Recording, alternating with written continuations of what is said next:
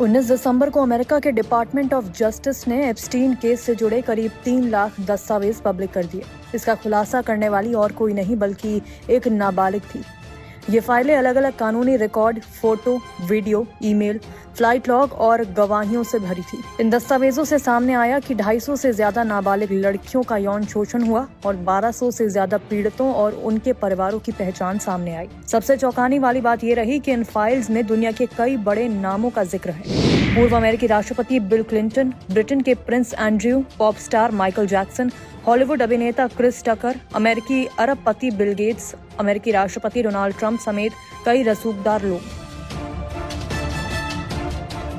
कुछ तस्वीरों में क्लिंटन लड़कियों के साथ स्विमिंग पूल में दिखे तो कुछ में प्रिंस एंड्रयू कई महिलाओं के बीच लेटे नजर आए। वहीं कई फोटो और गवाहियों में नाबालिग लड़कियों को एप्स्टीन के साथ देखा गया। जेफरी एप्स्टीन पेशे से एक अमीर फाइनेंसर और बिजनेसमैन थे।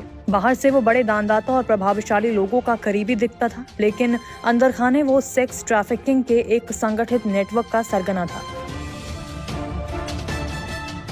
उसके पास अमेरिका के वर्जिन आइलैंड के पास एक निजी द्वीप था, लिटिल सेंट जेम्स, जिसे लोग आमतौर पर एप्स्टीन आइलैंड कहते थे। यहाँ सिर्फ प्राइवेट जेट, हेलीकॉप्टर या बोट से ही पहुंचा जा सकता था। इसी आइलैंड पर एप्स्टीन हाई प्रोफाइल पार्टियां करता था, जहां दुनिया के ताकतवर लोग आते थे।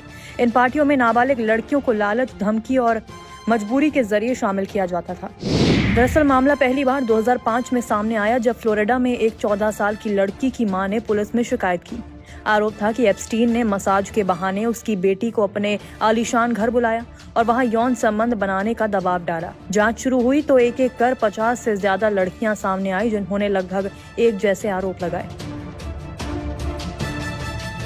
पुलिस को पता चला कि एप्स्टीन अपने मैनहट्टन और पाम बीच के घरों के साथ साथ अपने निजी द्वीप पर इन लड़कियों को ले जाता था। इसके लिए वो अपने प्राइवेट जेट लोलिता एक्सप्रेस का इस्तेमाल करता था। इस पूरे नेटवर्क में उसकी करीबी और पार्टनर गिलीन मैक्सवेल भी अहम भूमिका निभाती थी, जो लड़कियों को भर्ती करने का काम करती थी। एप्स्टीन का रसूख कितना मजबूत था कि जांच के बावजूद उसे 3 साल तक जेल नहीं भेजा गया। 2008 में जब सजा हुई भी तो सिर्फ 13 महीने की हल्की सजा मिली और 2009 में वो बाहर आ गया। लेकिन 2019 में मामला फिर गरमाया, जब वर्जीनिया ग्रिफे नाम की पीड़िता सामने आई।